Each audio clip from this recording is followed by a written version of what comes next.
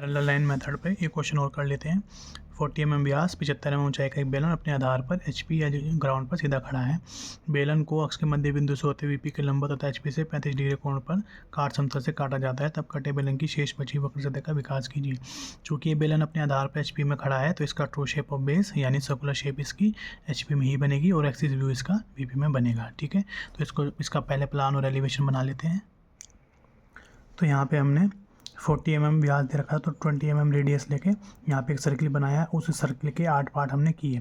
अभी चूँकि पूरा सर्किल 360 डिग्री का होता है तो 8 पार्ट करने के लिए 45 डिग्री का हमने चांदे को यहाँ पे रख के 45 डिग्री का इधर एंगल लिया और 45 डिग्री का इधर एंगल लिया, तो सेंटर से होते हुए इन दोनों को आपस में मिला दिया। तो ये हमारे 8 पार्ट हो गए। अब चूँकि ये सिलेंडर है इसलिए हमने अल्फ़ाबेट और न्यूमेरिकल दोनों को साथ साथ नाम दिए क्योंकि इसके 2 बेस होते हैं। तो A/1 B/2 C/3 D/4 E/5 F/6 G/7 और H/8। इसके बाद हमने सेंटर से उसकी एक्सिस की हाइट उठाई जो कि 75 mm में गिवन है। तो यहाँ से सभी पॉइंटों से हाइट उठाई। जो अल्फ़ाबेटिकल नंबर है उसको हम ऊपर ले गए और जो न्यूमेरिकल नंबर है उसको हमने नीचे लिखा। अब इसकी जो एक्सिस हमें काटनी है वो एक्सिस के मध्य बिंदु से 30 डिग्री के एंगल पर हमें इसको काट समतल द्वारा काटना है। जैसा कि आप देख सकते हैं एक्सिस के मध्य बिंदु पर और 30 डिग्री के एंगल पे हमने कटिंग लाइन बनाई जिसका नाम हुआ, चूँकि VP में तो VT। अब इसने इसके कौन कौन से पॉइंट पे काटा, यहाँ पर ये और ये। तो इसको हमने नाम दे दिए P, P dash, Q dash, R dash, S dash और T डैश। अब यहाँ से एक्सटेंशन लाइन हम इनकी कोरस्पॉन्डिंग लाइनों पे लेके जाएंगे जैसे हमने प्रीवियस क्वेश्चन में किया था।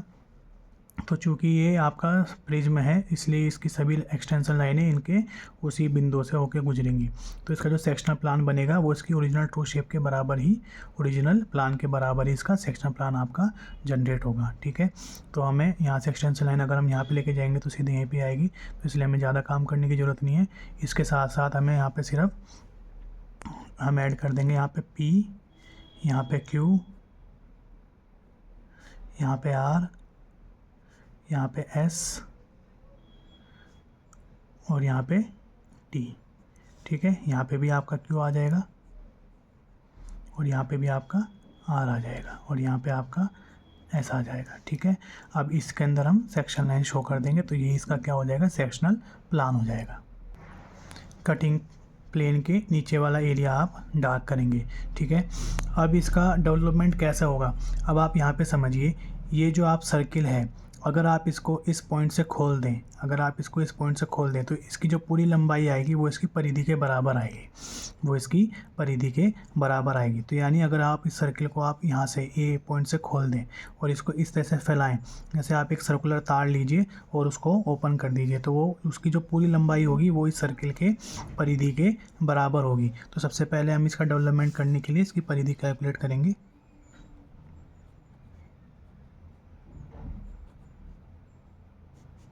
परिधि क्या होती है, 2πr।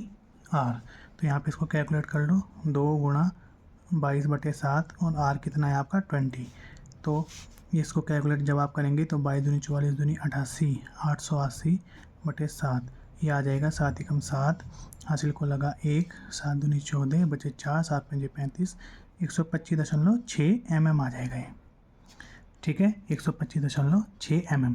अब इस 125 अब हमें क्या करना है, जैसे हमने स्क्वायर प्रिज्म वाले पार्ट में किया था। अब ये आपकी डिस्टेंस कितनी आ गई, 125.6 mm। तो हम इसी XY लाइन पे 125.6 mm यानी इसको हम अप्रोक्सीमेट 126 mm लिख सकते हैं।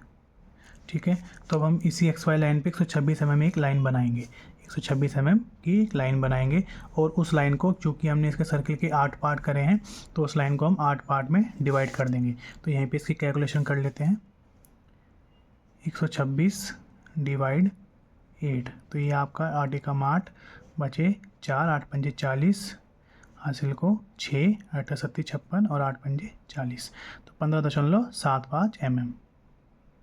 तो ये लगभग आपका 16 mm आ जाएगा। लेकिन हम पार्ट ऐसे नहीं करेंगे, क्योंकि अगर हम यहाँ पे 16 mm लेंगे तो ये 0.25 mm बढ़ रहा है, तो लास्ट वाला पार्ट आपका कम आएगा। तो इसलिए हम इसके आर्टिकल पार्ट करने के लिए तो सबसे पहले तो हम इसकी 126 mm लंबी लाइन है, यहाँ पे 126 mm लंबी लाइन बनाएंगे।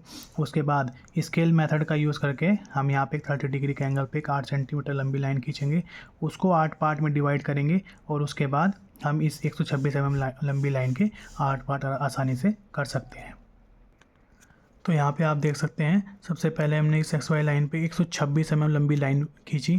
उस लाइन के अब हमने 8 पार्ट करने के लिए यहाँ पे किसी भी एंगल पर एक 8 सेंटीमीटर लंबी लाइन खींची। उस 8 सेंटीमीटर लंबी लाइन के हमने 1 2 3 4 5 6 7 8 पार्ट किए, यानी 8 सेंटीमीटर लंबी लाइन है तो 8 पार्ट करने के लिए 1 सेंटीमीटर के हमने मार्क करे और 8 पार्ट इसके कर दिए। अब इसका जो सबसे किनारे वाला पार्ट है उसको हमने ये जो 126 mm लंबी लाइन थी इसके किनारे वाले पार्ट से मिलाया और उसके बाद इन सभी लाइनों को इस लाइन के पैरेलल हमने इसको ड्रॉ कर दिया। ये लाइन को पैरेलल ड्रॉ करने के लिए आपको या तो रोलर स्केल का आपको प्रयोग करना है, और यदि आपको प्रैक्टिस है तो आपको ये लाइन इस एंगल पे रखनी है और इसके पीछे पीछे आपको इस तरह से सभी लाइनें आपको इस तरह से ड्रॉ करनी है। ठीक है, इसको आप रोलर स्केल की सहायता से आप आसानी से कर सकते हैं। ठीक है, तो ये आपका 8 पार्ट इसके हो गए। इसके बाद जैसे हमने स्क्वायर प्रिज्म वाले क्वेश्चन में किया था, सीधे एक्सिस के बराबर हाइट उठानी है और जितने इसके हमने पार्ट करे थे सभी पार्टों से हमें 8 बराबर लाइन उठा देनी है। चूँकि हम इसको जब खोलेंगे तो ए से स्टार्ट करेंगे और घूम के हम ए पे आ जाएंगे। तो ये पहला पार्ट हमने A B C D E F G H और ए पे हम पहुँच गए। उसके बाद हम क्या करेंगे, अब इन कटिंग पॉइंटों ने जिस लाइन पे कटिंग की है उसके वहाँ तक हम एक्सटेंशन लाइन लेके जाएंगे। जैसे इस पी डैश ने किस लाइन पर कटिंग की है, ए की लाइन पर कटिंग की है, तो यहाँ से हम एक्सटेंशन लाइन ए यहाँ पे और एक यहाँ पे लेके जाएंगे। इस क्यू की लाइन ने यहाँ पे एच और बी की लाइन पर कटिंग की है, तो क्यू की लाइन से एक्सटेंशन लाइन जो हम लेके जाएंगे एक बी पर और एक एच तक लेके जाएंगे। इसके बाद आर ने यहाँ पे जी और सी की लाइन पर कटिंग की है, तो यहाँ से सीधी एक्सटेंशन लाइन जी और सी की लाइन पर लेके जाएंगे। इसी प्रकार से एस ने किस पर कटिंग की, एफ और डी पे, तो यहाँ से एक्सटेंशन लाइन एफ और डी की लाइन तक लेके जाएंगे। और इसने टी ने किस लाइन पर कटिंग की है, ई की लाइन पर, तो यहाँ से सीधा सीधा ई की लाइन पे आप एक्सटेंशन लाइन लेके जाओगे। तो जैसे आप देख सकते हैं पी ने ई की लाइन पर कटिंग की थी, तो यहाँ से एक्सटेंशन लाइन हम ए यहाँ पे भी है और यहाँ पे भी है, दोनों पे लेके गए। क्यू ने एच और बी की लाइन पे कटिंग की है, तो क्यू ने बी की लाइन पे हमने एक पॉइंट लगाया और यहाँ पे एच की लाइन पे एक पॉइंट लगाया। इसी प्रकार आर ने जी और सी की लाइन पे कटिंग की है, तो आर को हम सी की लाइन तक लेके गए, एक पॉइंट यहाँ पे लगाया और एक जी की लाइन पे लेके गए, एक पॉइंट यहाँ पे लगाया। इसी प्रकार एस ने एफ और डी की लाइन पे कटिंग किया, तो एस को हम एक डी की लाइन पे लेके गए और एक एफ की लाइन पे लेके गए। टी ने आपकी ई की लाइन पे कटिंग किया, तो यहाँ से टी की एक्सटेंशन लाइन हम ई की लाइन तक लेके गए और इसका नाम लिखा ई।